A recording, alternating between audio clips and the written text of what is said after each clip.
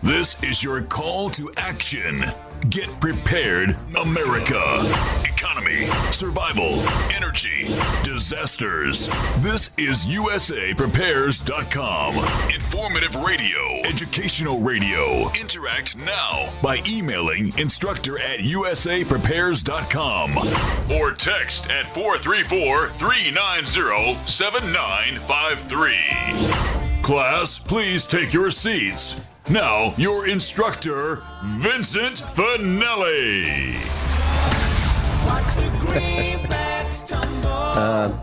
Smells like bliss in the studio. I think I overdid it. I'll be right back.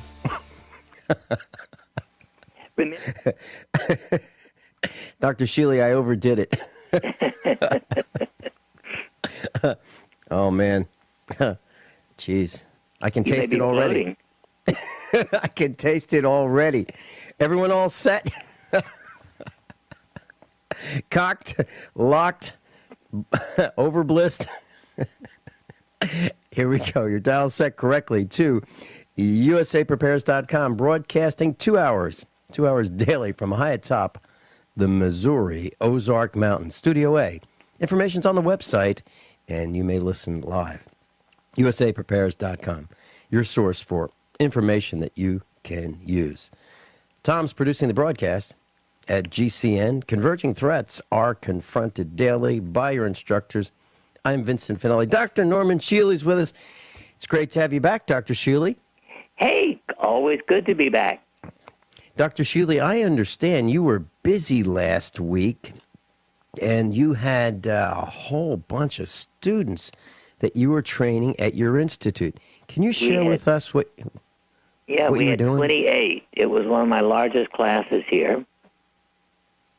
And it was fun, tiring, of course, because but good people and a great success, I think.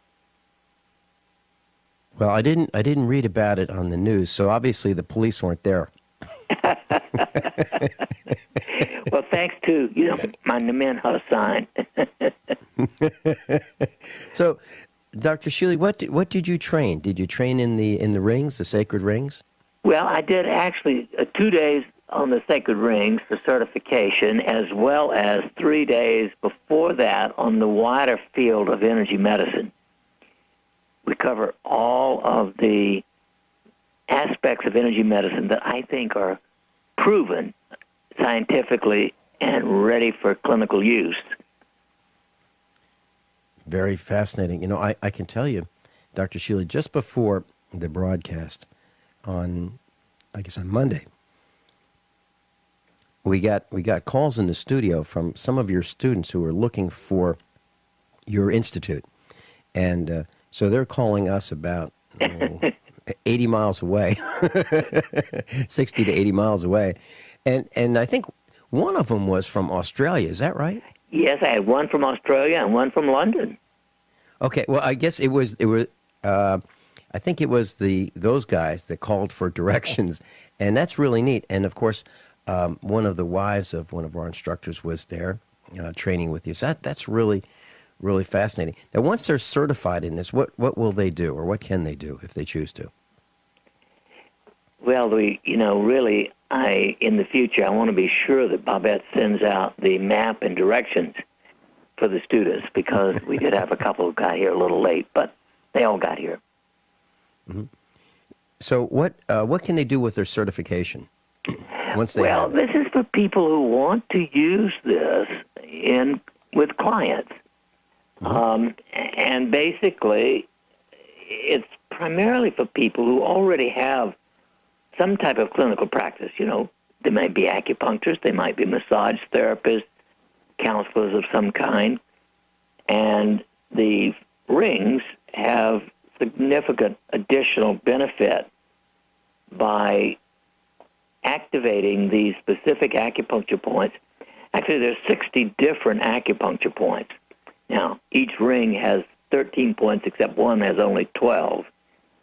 And so they all, interact, and we can, for instance, we have probably the most clinically widely possible benefit is Ring of Crystal, which reduces free radicals 80%. Vincent, there's nothing in the world that's ever been that effective in reducing free radicals. Now, for those who don't know what free radicals are, those are the things that ultimately age us, rust our bodies, and kill us. They are the negative effects of excess oxygen that doesn't have a home, so to speak.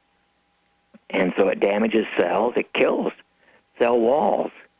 And so we can reduce that just with this one little 30-second application of a mixture of oils called Crystal Bliss.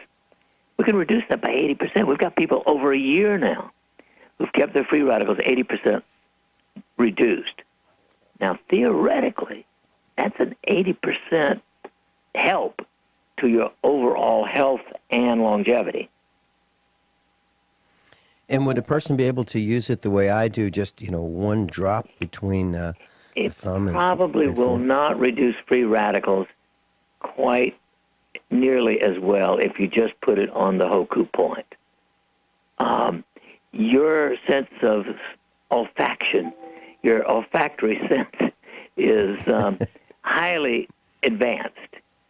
So you get a good event or experience from air bliss just by sniffing it, so to speak, or smelling it. Yeah. But most people need to put it on the 13 points. Well, I can tell you that I must have sacrificed a lot of other senses to have this one so advanced. I've always thought my sense of smell was excellent, but it doesn't come close to yours. Well, I sacrificed memory and IQ for that. Dr. Shealy, one of the things that I wanted to share with you. Have you heard of Aaron Brummett? He's a pastor in Springfield. He's been preaching downtown, and he's got a soapbox and a little PA system, and he's been doing it for quite a while. And recently, he's been arrested, and Springfield police, the same guys that I seem to draw attention from, have arrested him, and he's out now. And he's going to be joining us. So he's qualified to be one of us. He's been arrested. He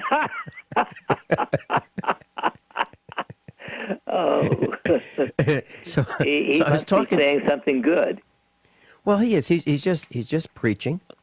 It's not like he's got a bullhorn that he's really tearing up the streets with and driving everybody crazy. But he's downtown Springfield, and he's just preaching what he believes is the truth.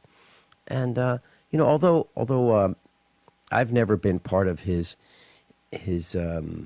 assembly, if you will, and although I'm not a good Catholic because I don't go to Mass every Sunday, I support his right to preach from the streets if that's what he wants to do. I mean, we don't arrest the cops because they ride around in circles and in circles and circles and circles around town picking on people. Maybe we should. Because, my basic philosophy, all government is evil, some is more so. And the most evil in this country today is, of course, sitting straight in the center of Washington, D.C. Mm-hmm. One of your students was at the farmhouse about a week ago, and she was saying, indicating that, Vincent, she was saying to my wife that Vincent says some pretty hard-hitting things, and my wife said, have you heard him on with Dr. Shealy? Dr. Shealy does the same thing. So yeah, Dr. Shealy, one of the things that I got a chuckle out of was your email when I said I sent you an email just for the broadcast saying that let's talk about hygiene, and I was serious about that because years ago, and I'm talking during the Depression years, the late 1920s into the maybe 1940s, people didn't bathe as frequently as they do today. I believe that's the case because that's what I've heard from people of that era who lived during the Depression. They couldn't. Well, my question to you is there damage that we do to our health by not bathing every day? Yeah, that's a wonderful question, Vince, because we know that in olden days, so to speak, people didn't bathe long before the Depression, throughout the Middle Ages and before. And you know, other than olfactory sensation, that's a place where I do have an olfactory system that works quite adequately for that particular thing. Mm-hmm. I'm not sure it makes a big difference. You know, our skin is absolutely loaded with trillions of bacteria that live on the skin. And as long as they're the ones that we have learned to live with throughout the eons safely, it's probably okay. It's just that, you know, we do produce certain odors as we grow up, especially. And interestingly, there's an old play called The Chocolate Soldier, which was actually a takeoff on De Rosenkavalier. And in there, the lead character is accused, you know, they're saying something about cleanliness, and the woman replies, well, we actually wash our hands once a week. And I think it's the hands that perhaps are the most important, because we tend to touch ourselves all over with our hands, and our hands get dirty. And as a surgeon, of course, we've learned that we need to really essentially sterilize our hands before we go into the operating room, or when we're dealing with patients in the hospital. We need to have very clean hands, and that is critical. As far as bathing the body itself, if it hasn't been exposed to something that's contaminating, if you will, of a negative bacterial or other infectious agent, it probably doesn't matter so much. Now, I have to say that I like to take a bath. Sure. In fact, I bathe a minimum of once a day, and sometimes when I've been working out in the garden and get very dirty and dusty, I'll take a shower in the middle of the day and another one before I go to bed. I don't feel as if I can sleep well without a bath. Right. When we come back, let's talk a little bit more about this, because, Dr. Shealy, I'd like to know your thoughts on, you know, back in the 1800s, the early 1800s, we didn't have the radioactivity in the air. We didn't have the automobile toxins. We didn't have the smokestacks. We didn't have the power plants. We didn't have Fukushima and Chernobyl. We come back. Dr. Shealy's with us, as he is almost every Wednesday right here on Genesis Communications Network for 2 hours. Dr. Shealy is a world-famous medical doctor, surgeon of the year, author of over 29 books, many periodicals, and I'm just delighted to have you with us, Dr. Shealy. Dr. Shealy, when we're talking about bathing, what I was thinking is, over the years, over the decades, the centuries, pollution has increased. Airborne pollution and all kinds of pollution, every form of pollution. And so I'm thinking about Fukushima with the radiation in the air, and Fukushima is now being discussed as a extinguishing event. It could extinguish life on the planet as we know it. So when we bathe, should we bathe more often than, you know, some people every couple of days? As people get older, they don't seem to want to bathe as often. But should we bathe more than, you know, every 2 days? And how? Shower versus bathtub. Well, you know, again, I don't think you can wash radioactivity off your skin, as far as I know. And again, I'm not sure it matters how you bathe, as long as you bathe in clean water and use some kind of soap. Actually, my favorite is to soak in a tub, regular bathtub, of hot water, to which I add magnesium chloride crystals. And I do that, Vincent, probably a minimum of 5 days a week, even in the summer. At the end of the day, 20 minutes of soaking in that hot, wonderful, relaxing, water just is totally rejuvenating. Mm-hmm. And now if you really want a lot of energy after a hot soak, you actually then shower in cold water. Ooh. And that energizes. If you don't shower in cold water, you need a 20-minute rest to cool off. But if you want more energy, you take a cold shower. But there are days, once or twice a week, occasionally, when I just don't want to take the extra 20 minutes, so then I shower. Mm-hmm. And I tend to say I like Irish Spring soap, and I realize, some people don't like the soaps that have the antibacterial thing, but I just happen to like I've used Irish Spring soap for 30-some-odd years. Mm-hmm. But I think lye soap is great. I think any real soap is really good. And it just feels right to me. And, of course, I have so little hair, and it's so short anyway, that I always actually, wash my whole head as well. Now, if you have a significant head of hair, like you, and some people still have hair, then shampooing, because it takes so much longer to dry hair, some people don't shampoo but once or twice a week. Mm-hmm. Dr. Shealy, I get a lot of questions. People ask me if I dye my hair, and the answer is no, I don't. And I don't know why they ask me that, but since you triggered that thought, when you said you use Octagon, or not Octagon, you use lye soap, or that's okay with you? Good old-fashioned lye soap is a real soap. Yes. And it's one of the best. It's a pure product.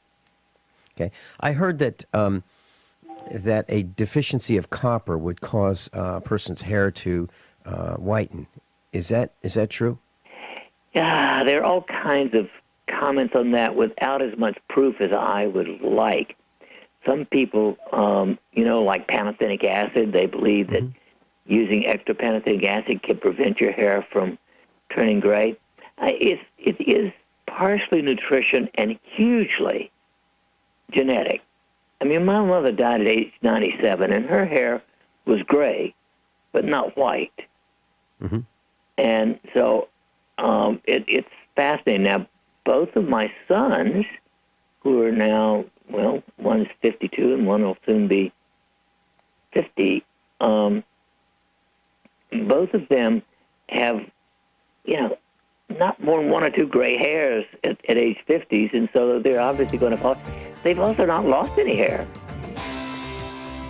Interesting. And does that come from their grandfather? But theoretically, it comes from the mother's father. Mother's father. Yeah, that's what some people believe, that the tendency to balding comes from the mother's father. Dr. Shealy, now I'll be right back, and I'm going to ask him about Octagon soap and acne when we come back. Dr. Norm Shealy, normshealy.com. Dr. Norman Shealy's with us. Dr. Norman Shealy, get to his website, normshealy.com. Norm as in Norman, NORMSHEALY.com. And you can sign up for his free newsletter. Comes out several times a week, and I just got one this morning. So if you'd like to get your free copy, just go to normshealy.com. By the way, that email address that you provide to get the newsletter does not go anywhere. It's not like some of those expos that will give you free tickets to an expo, and they're associated with FEMA and CERT and government agencies. It's not like that. Those email addresses don't go anywhere. They stay with Dr. Norman Shealy. Dr. Shealy, when I was younger in the 1970s, there was this thought that for acne, as adolescents would see the appearance of acne, that they could help minimize some of the effects of the acne by using a brown soap, a lye soap, an Octagon soap, or one of those kinds of soaps. Is there any truth to that? Well, any kind of soap. It's keeping the face clean that does it. Now, my own experience is that better than soap is actually a spray of Nixol. I have used that. It doesn't work in everybody. Nothing does, of course. My favorite statement is, we can't even decide whether you're dead or alive without going to the Supreme Court. But Nixol sprayed on the face does markedly reduce acne in about 80% of people. Yeah, and Nixol has a lot of uses. I was starting to get concerned, Dr. Shealy, about Nixol because we're down to maybe a third of a gallon here at the farm, and we use it as a deodorant. We spray it. We spray it on. There's this little bottle that you can get with it, about a 2-ounce spray bottle. We keep it in the kitchen, and sometimes the chickens like to hang out on the back steps right by the kitchen door, and it brings flies. So we just spray the mat with Nixol, and the flies are gone. They don't seem to want to come back for several days. So a lot of uses, and if we get bites by critters, chiggers, ticks, whatever we get bites here on the farm, we spray it with Nixol. So that's what we do, and it seems to work fine for us. So I just want to agree with you there. Dr. Shealy, amalgam fillings. We had the opportunity to meet one of our newest class members. He came to the meetup on Monday, and he's a dentist, and the topic of removal of amalgam fillings came up. And I was talking with Judy Dollarheight about amalgam fillings, and it seems like there might be the need for, if a dentist is going to remove an amalgam filling as an elective procedure by the patient, that a medical prescription is necessary. Is that true? Not that I know of.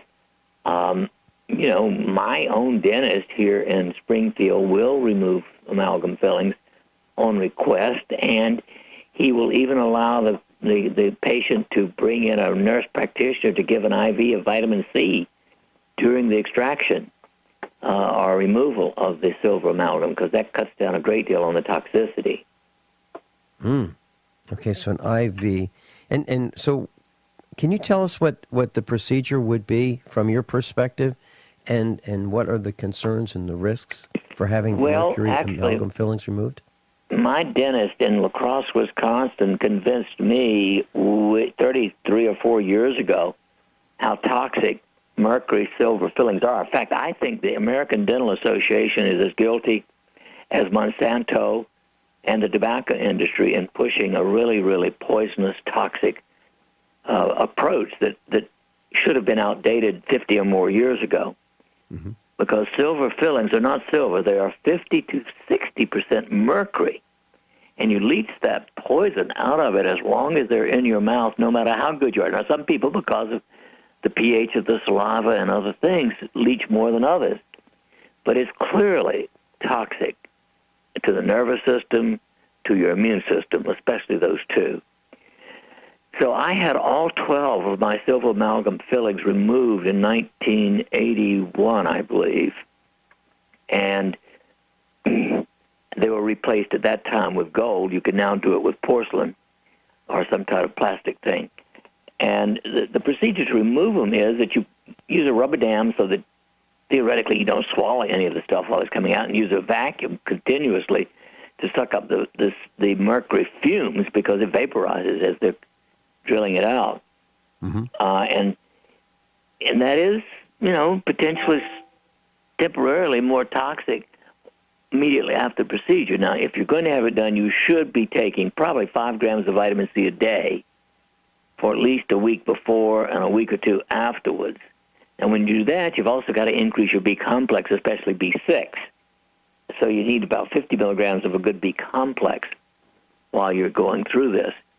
But ideally, I would recommend, if it can all be done at one time, even if you have to do it twice, bringing in a nurse practitioner who can give an IV of 100 grams of vitamin C in a Myers cocktail, slowly, IV, because it takes a couple of hours to do this procedure. And to me, it's well worth considering. Okay, let me see if I've got this right, because I know there are a lot of people paying attention to what you just said. So mercury silver fillings are 50 to 60% mercury. The balance would probably be mostly silver. The mercury is toxic to our nervous system and our immune system, and that you recommend a week before the procedure, if you're going to electively have mercury amalgam fillings or silver amalgam fillings removed, 5 grams of vitamin C the week before. And did you say 1 week after? Yes. Okay. And then you also recommended B6 and B complex, 50 milligrams of vitamin B complex, 50 milligrams a day. Is that for the week before and the week after? Yes. Anytime you're taking an increased amount of vitamin C, you need at least some extra B6. Okay.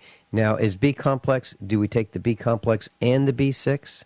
Well, I just soon take all of B6. You know, like my essentials, one tablet has 25 milligrams of all the Bs. And so that would be the kind of thing I would recommend. Okay. That's Shealy's Essentials.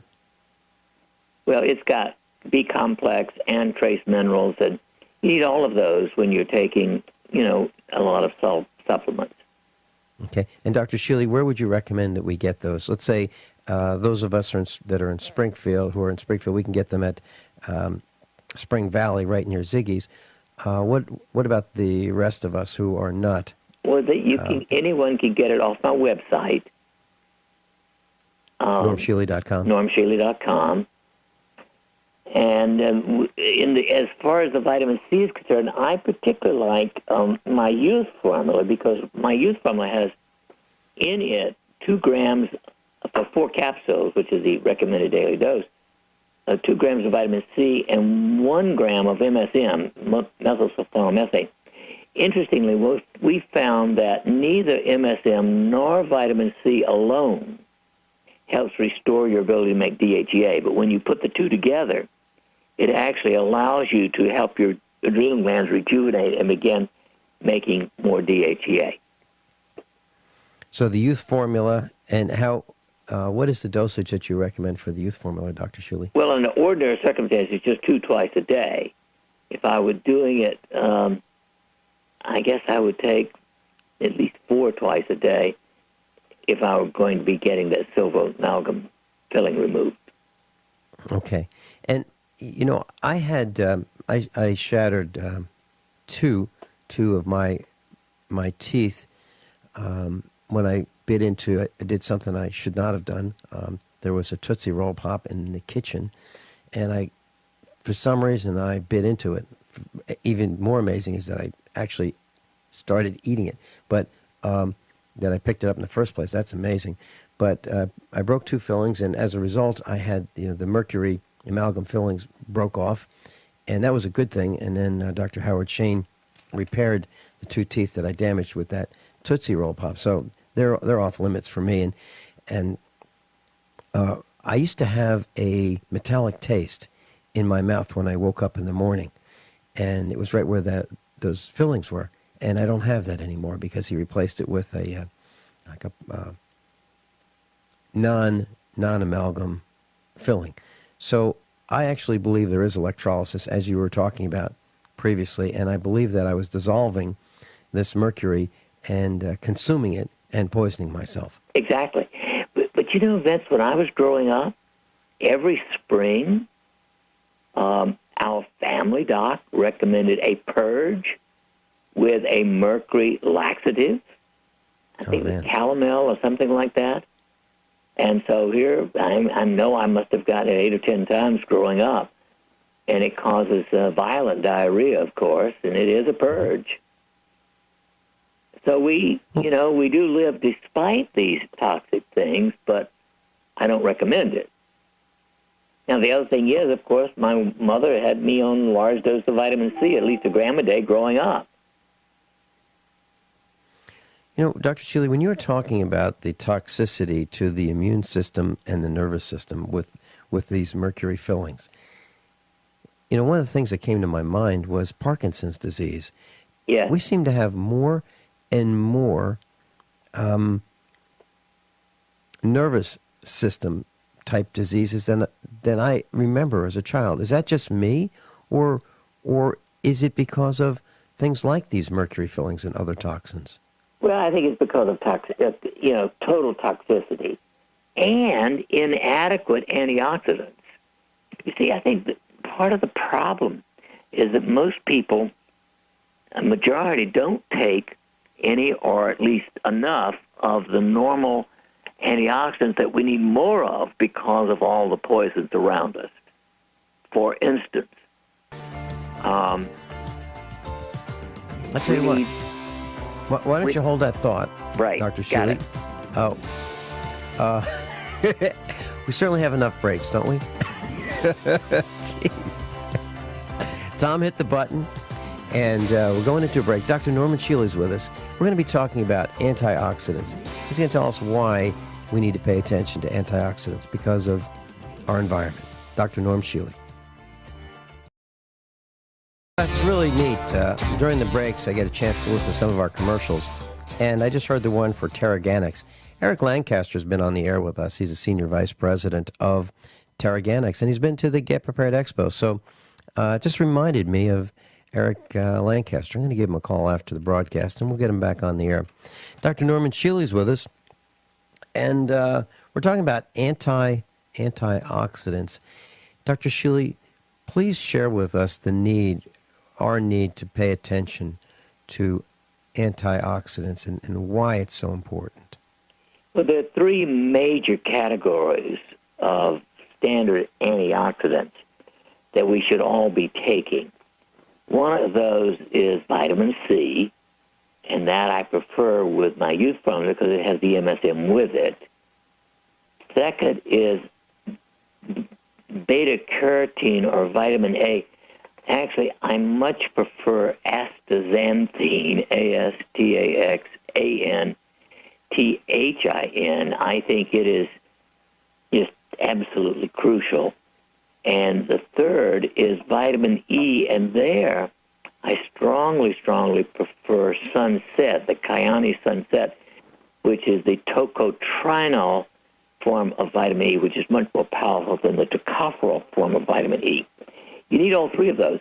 If you take one of them without the others, you only get about a fourth of the benefit from that particular one because they actually are synergistic. They sort of help repair each of them as it is being used by the body. Now, there are other categories that you can take, but there I prefer to get those out of fruits, mostly fruits and vegetables. You know, the one thing that's missing most from the diets of the majority of people is adequate fruits and vegetables. Mm-hmm. The average American consumes 2.2 servings a day. You need, just to stay as reasonably healthy, 5 servings a day, and I get 7 or 8 every day of my life. I have to admit, the majority of mine are fruit. I prefer fruit to most vegetables, but I get at least 2, and most days 3 servings of vegetables, plus then 4 or 5 of fruit.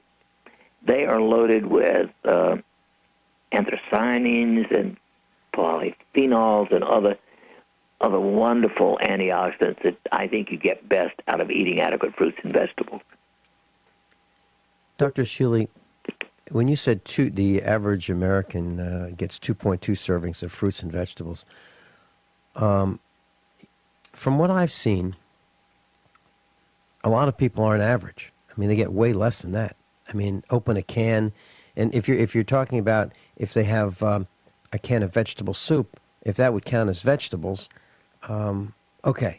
It but doesn't count. No, if it, you have to agree that when things have, even home canning, destroys most vitamins. Mm-hmm. So, and that's why I'm saying 2.2. I don't think we even get 2.2. I mean, if we're counting canned peaches, and if we're counting the lunches that children get in school where they have 2 tablespoons of fruit that comes out of a can, if we count that, and if we count those green beans, you're right. Yeah, and if we count those green beans that they count as a vegetable that have no nutrition in them at all, yeah, okay, then maybe we have 2.2. But yeah, I don't count those. I definitely and ketchup is not a vegetable.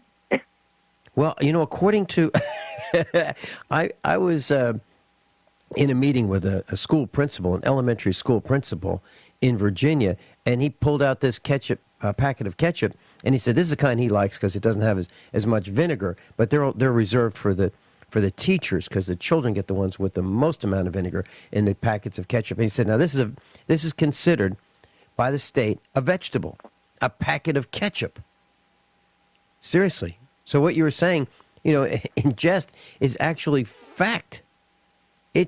Ketchup is a vegetable, according to some of the states for the school lunches. That's right. Well, French fried potatoes are not, our fried potatoes are not a vegetable either. Dr. Norman Shealy is with us. We're going to come back, and I've got so many questions, so many medical questions. I'd like to talk about knees predicting the weather. We have that a post on our website about how you can predict the weather, and we have since 4000 BC. Hippocrates talked about it. And also, why do we have beer bellies? We'll be right back. This is your call to action. Get prepared, America. Economy, survival, energy, disasters. This is USAPrepares.com. Informative radio, educational radio. Interact now by emailing instructor@USAPrepares.com or text at 434-390-7953. Class, please take your seats. Now, your instructor, Vincent Finelli. Everyone all set? Cocked? Locked? This is hour number 2 of USAPrepares.com with Dr. Norman Shealy. And you can go to his website, normshealy.com, NORMSHEALY.com. Dr. Shealy,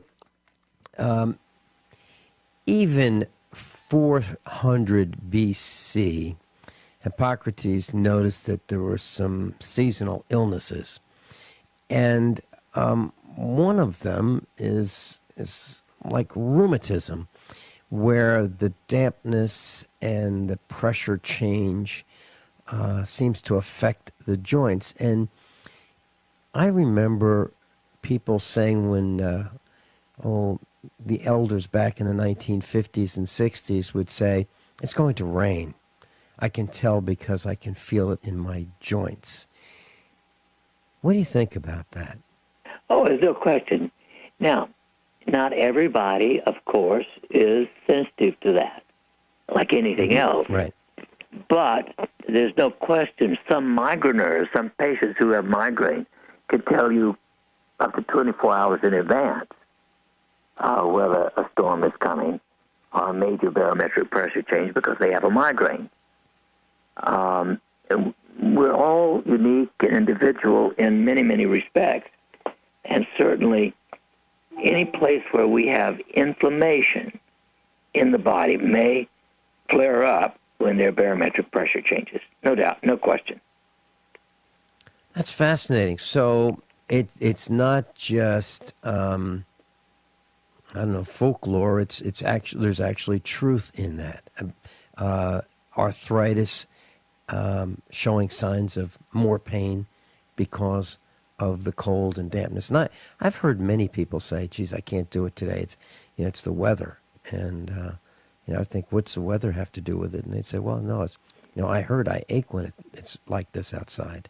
So that's fascinating. Dr. Shealy, you mentioned migraines, and I met a fascinating man at your house, and he is a specialist. I believe he has a clinic for migraine headaches. That's true, Dr. Roger Cady. Yeah, Roger Cady. Do we know what causes migraines? Well, again, it's a unique and individual thing. We know that something like somewhere between 15 and 17% of people women have migraines, and about half that of men. So it's partly estrogenically or related to the difference in hormones. It's also highly genetically oriented, although not specifically. There are people who can have a migraine just when exposed to monosodium glutamate at a Chinese restaurant, where you get a bigger dose than you do in most of the junk foods, except the fast food restaurant, of course. But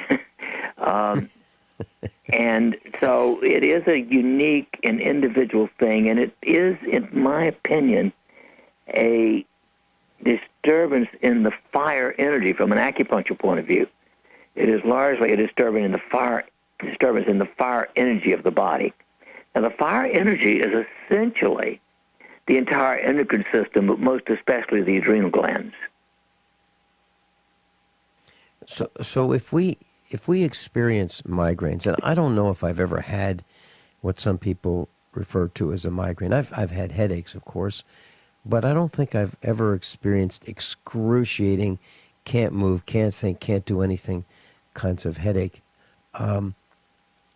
What can we do about it, Dr. Shealy? Is there a treatment? Well, there are all kinds of good treatments for migraine that work exceptionally well. Dr. Elmer Green in 1971 or 2 introduced temperature biofeedback as a control mechanism for migraine. 80% of people who will learn to control the temperature in their fingertips, which is easy to do. It just takes a little work, initially. 80% will totally obliterate migraines. 80% of people who do autogenic training will bring migraines under control. It's a retraining of the sympathetic nervous system. A number of other things can help, including we could get 75% of them markedly improved with Ring of Fire. Okay, the Ring of Fire.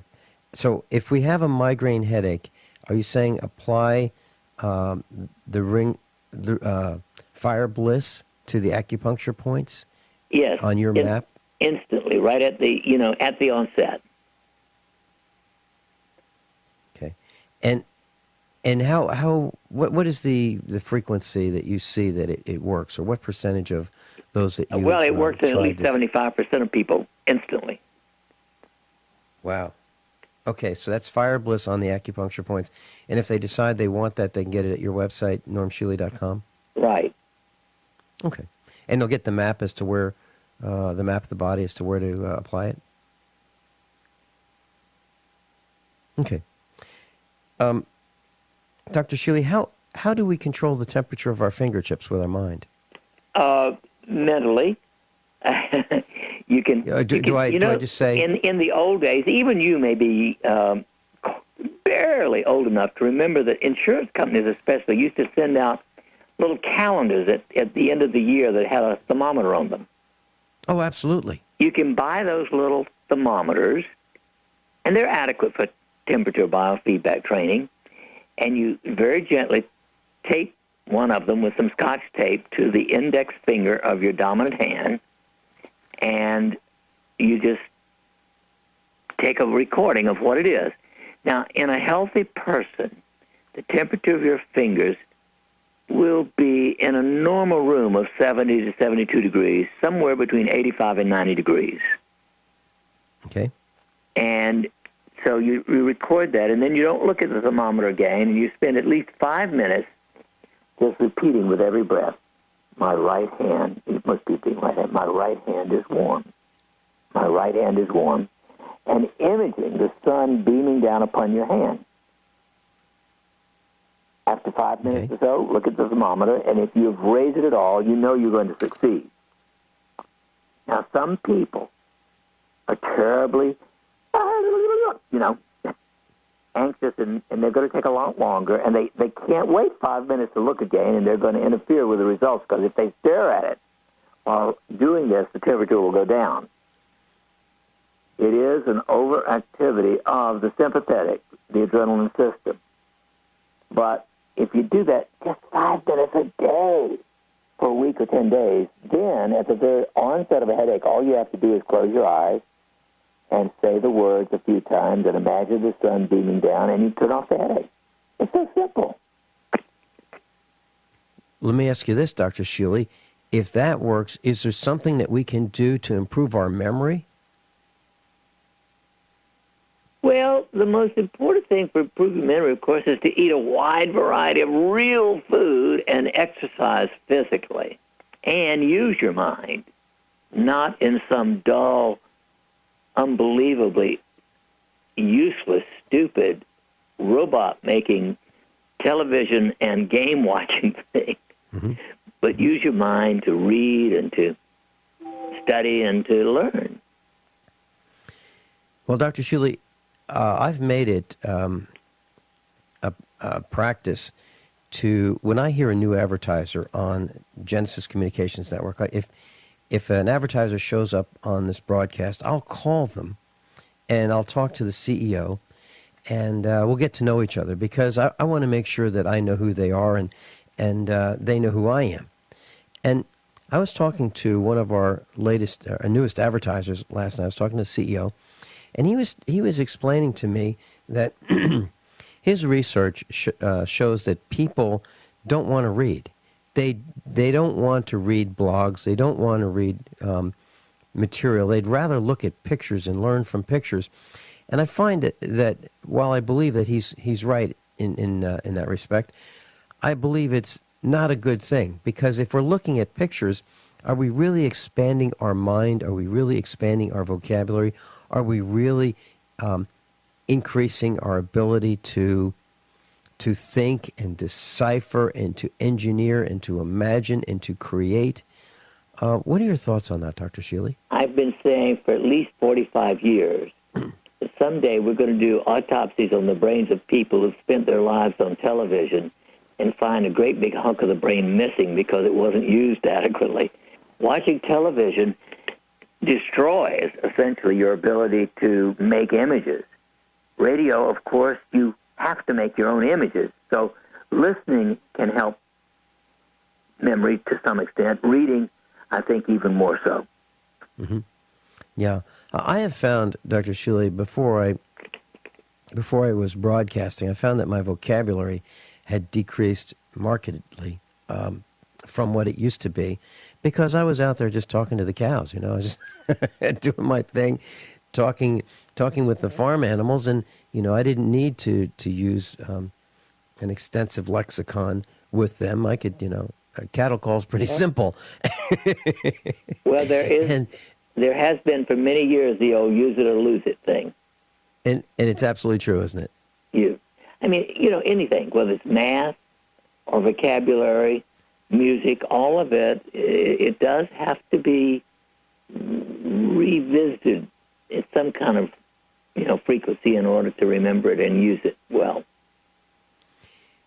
Dr. Shealy, when as a medical doctor, can you share with us what the thoughts from your side of the equation are when you meet a person, a new patient, for the first time? And I'm thinking just generically, no specific patient in mind. I'm thinking generically over the entire series of decades of your practice. When you meet a new patient for the first time, when we come back, can we address what are the thoughts that go through your mind, the series of discernments that you make with that person, and can you tell the general health just by looking? Dr. Norman Shealy, when we get back, we'll talk about that, if that's okay with you. I'm Vin Finelli. This is USAPrepares.com.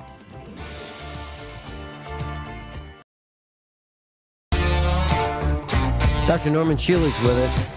Dr. Shealy, we have a call. Oh, we had a caller. She just dropped off from Canada. When you meet a patient for the first time, when a medical doctor meets a patient for the first time, what thoughts go through the doctor's mind? What is the doctor trying to determine? Let's just make this a general practitioner's visit. Can you share with us what the thoughts are? And maybe we as patients could help that process, since doctors time allotments for meeting with us is getting shorter and shorter and shorter. How can we help, and what is the doctor trying to determine? Well, of course, on the first hand, for at least 40-some-odd years, except in a true emergency situation, I would never schedule a new patient for less than an hour. And under almost all circumstances, a return patient for 30 minutes. So that's at the top of my list because I don't feel as if I can adequately evaluate a new patient safely and accurately any other way. In addition, I've developed, again, 35, almost 40 years ago, several little evaluation tools that I use before the patient comes in, or that I have them fill out while they're in the waiting room. And that includes looking at a total symptom index, looking at a total life stress test, looking at a screening test for depression. By doing those 3 tests in about 3 minutes, I can save another 20 minutes of questions that I would have to ask the patient. So even with those, I still spend an hour with a new patient because otherwise you're grasping at straws. You might as well throw the dice to try to make an answer in 7 minutes, which some physicians spend. And even in I like to spend at least, even with those tests, 20 minutes or more reviewing the history, ask them questions about how they filled out those tests, and then do a complete examination. And then, in my mind, I determine what are the options, what are the possible approaches, which I then outline to the patient. Now, most physicians don't do this. And there's no question that intuitively, physicians often make decisions and even under almost all circumstances, which way you go with your questioning and your further testing is an intuitive experience. In fact, Irving Page, one of the great physician writers back in the 70s, wrote an article called Intuition in Medical Practice. And it is part of our ability to be accurate. So, but you look at the patient's face, you look at their hands, you can see those almost always while you're talking to them. And there are clues that you get depending upon, of course, I happen to see energy around people. So the energy surrounding person tells me if they're depressed, if they're angry, sometimes if they're really very, very sick, that kind of thing. And the color of the skin and the color of the nails, all of these things are influences in helping us make decisions. Wow. And Dr. Shealy, I have seen your questionnaire. It's not just one page, it's not 2 pages, it's many pages, and the print isn't all that large. So, I mean, there are a lot of questions that you ask your patients to determine their background, their pain level, their outlook, their general health, what they think their general health is. Dr. Shealy, I've never seen anything like that. Normally, it's your name, your social security number, your insurance company, and a waiver or a release. That's it. But what you've talked about, I think, is truly, truly remarkable in the medical profession. So you can tell general health by looking at a person's face? Oh, yes. I mean, what are some of the signs that you look for? Well, the color of the skin. Some people have pale skin or even grayish-colored skin. How bright the eyes are. How much they're frowning. All of these things influence my thinking and my questioning of the patient. Posture and depression. Is there a correlation? We come back. Bet. I'd like to ask you about the relationship between posture and depression, and also why did the doctor always look in my ears? Stick out my tongue and look in my ears. We'll be right back.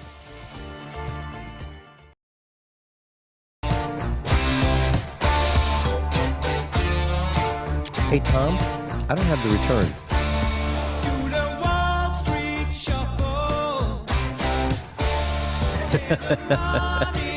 I didn't get the return, class, so that's one of the things that...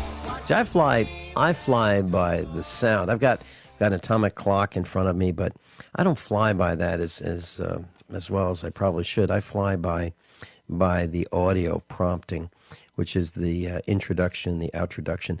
Dr. Norman Shealy is with us.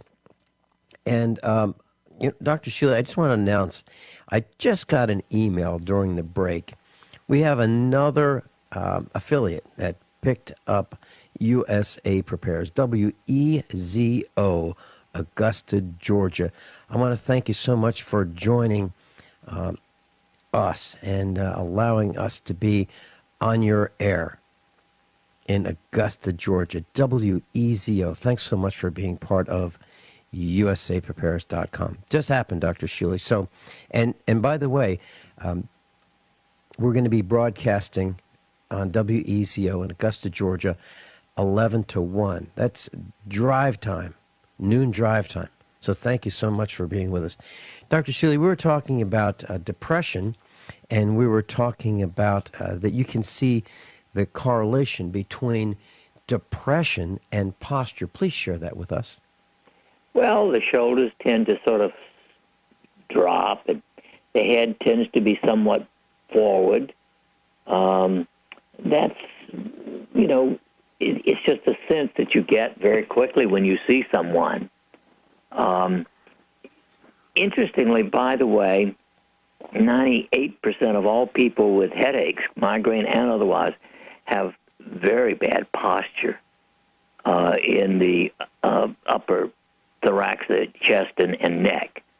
So it affects not just mood, but it affects the probability of having headaches.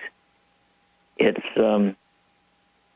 posture is a major contributor. I mean, I often, first thing when I see people, even not patients, I often put my hand on their shoulders. Say, may I just show you how you're standing? Your chest is behind your buttocks. That puts a tremendous strain on the low back. That's another common one. Increased lordosis, that is sway back, puts a tremendous strain on the entire spine. I mean, after all, when you're not lying down, your spine is supporting this entire body. And postural abnormalities create muscle spasm, they create pain, they can begin to even damage the organs inside your body because of poor posture.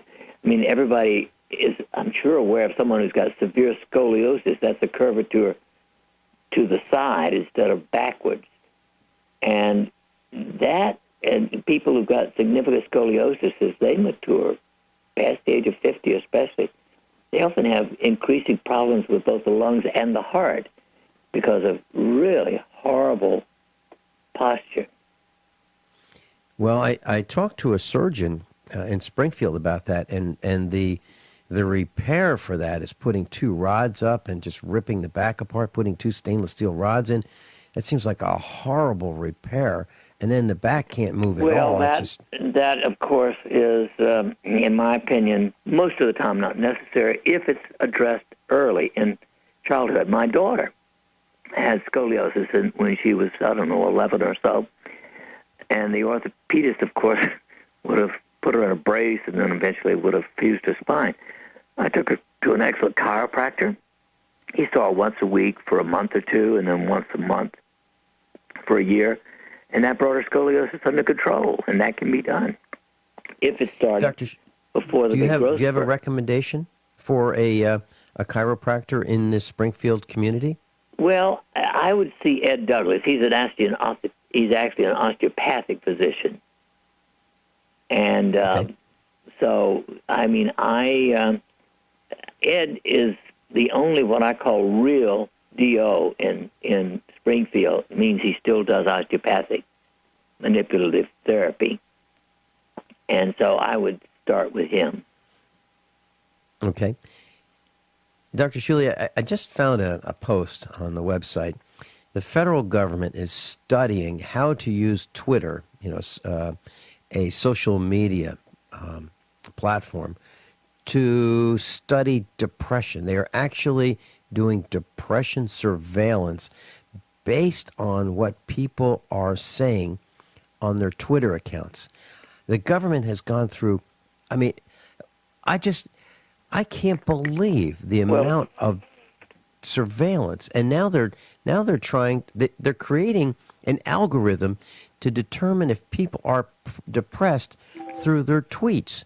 Well, and they're going to extend it to monitor mental illness. And obviously the next extrapolation from this, I believe, is going to be, heck, you tweeted 6 messages, you are depressed, therefore we can't even allow you to think about having a concealed weapons permit or own a gun because you've tweeted these messages. I can see it coming, Dr. Shealy.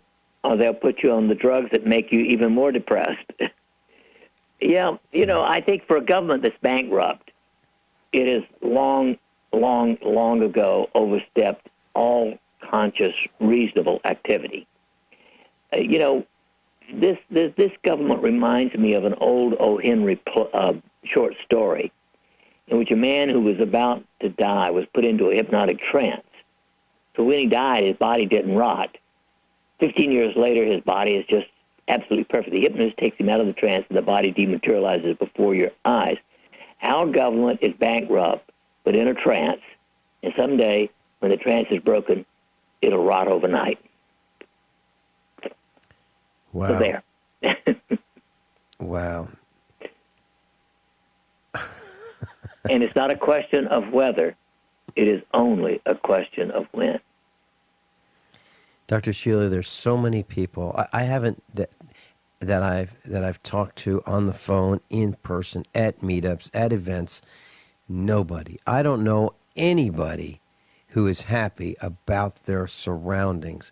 I think back to the 1950s. It was such a nice time.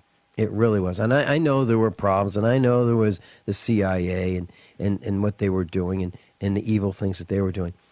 But generally speaking, I think that was the highlight, the high point of our country. And we now have, our government is so concerned about what we might be thinking, what we might be saying, what we might be doing, that they're peering into our homes.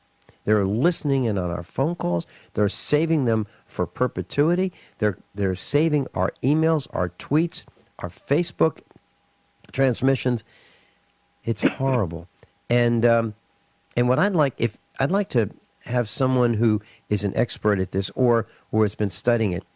What do you suggest? I'm talking to the class now, the whole class, the worldwide class. What do you suggest when we have to get our license renewed? What do we do? Do we frown? Do we scowl? How do we make ourselves harder for the system to identify us through facial recognition? What do we do? Because I'd like to have a class on that. So I'm putting that out there for our entire worldwide class. Well, I immediately thought of Al Jolson. Remember him? Yeah. Maybe we should go in painting our face. Well, yeah, and Michael Jackson wore a wide brim hat. He always covered as much of his face as he possibly could when he went out. Dr. Shealy, they are now talking about, and they probably have already done it. If they're talking about doing it, they've probably already done it.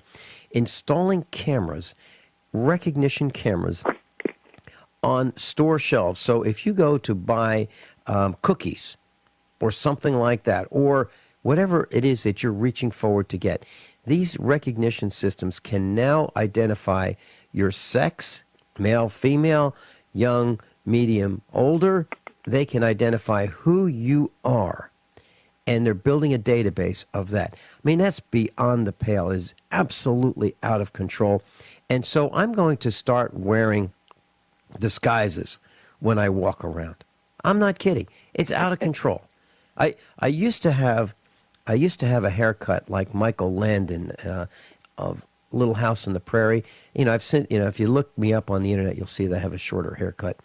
But I think I'm going to go back to my Michael Landon style hair to cover up as much of me as possible.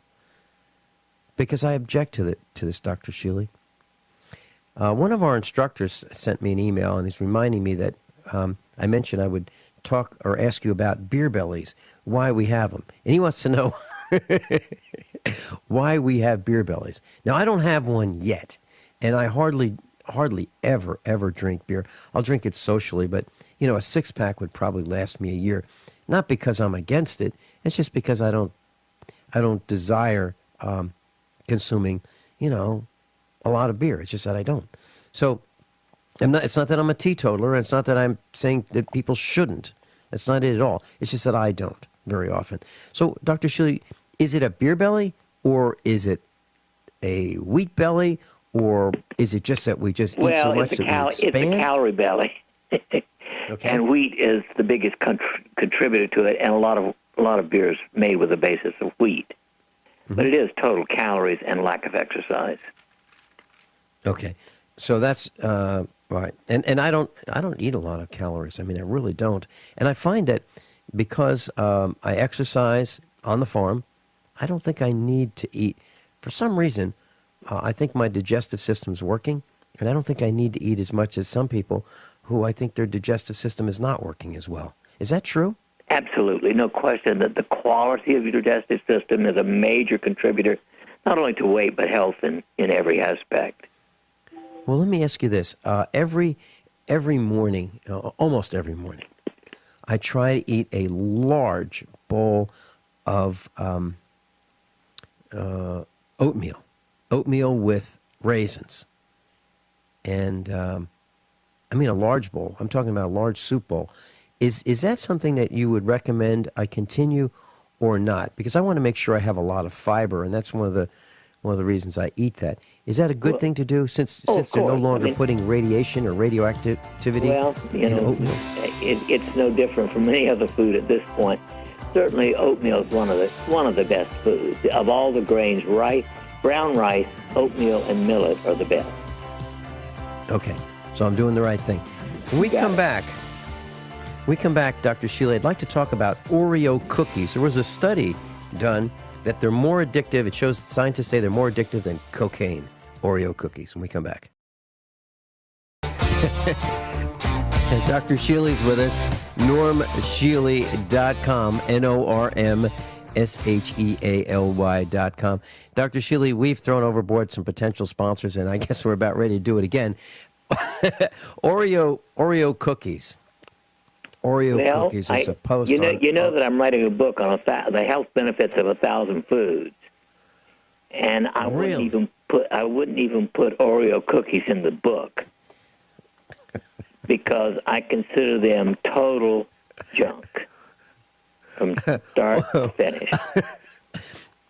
I'm not really sure I understood how you really feel. I know. I've got to take lessons in expressing myself. However, you know, if you want to eat one Oreo cookie a year, I wouldn't object. If you want to eat a dozen, I'd say, well, vomit. Well, Dr. Shealy, there's a post on our website, usaprepares.com, and it says that chocolate cookies have been found to trigger the same neurons in the brain's pleasure center as the outlawed drug, which would be cocaine.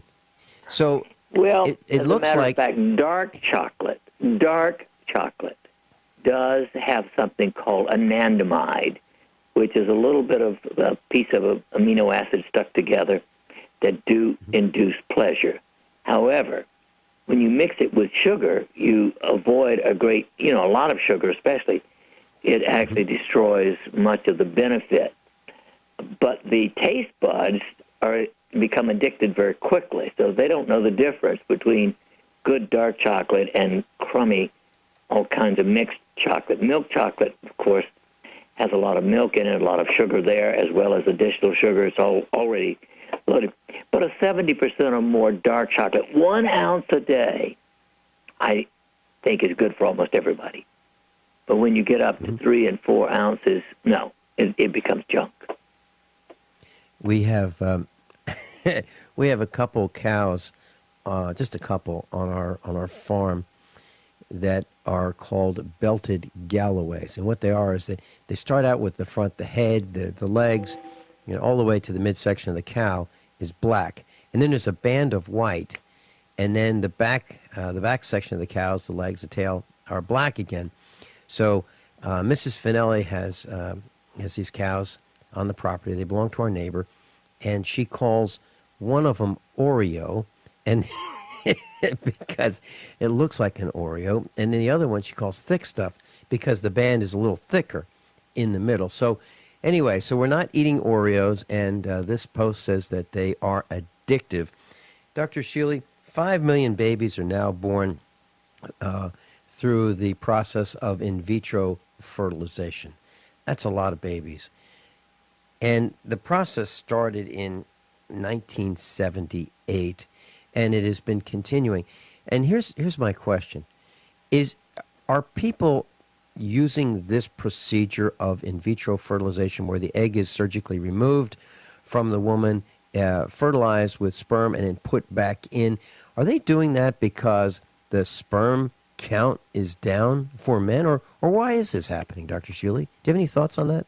Well, that's part of it, and the sperm count is down by over 2/3 in the last half century. There are many problems with women as well in, being ready to be fertilized. A lot of this has to do with toxicity. Part of it has to do with nutrition. And it does carry some risks, not only to the woman, which is unequivocal, but also the percentage of babies who are going to have some defects is somewhat greater with in vitro fertilization. But it is part of today's world. Is there anything that we can? Oh, geez, we're out of time.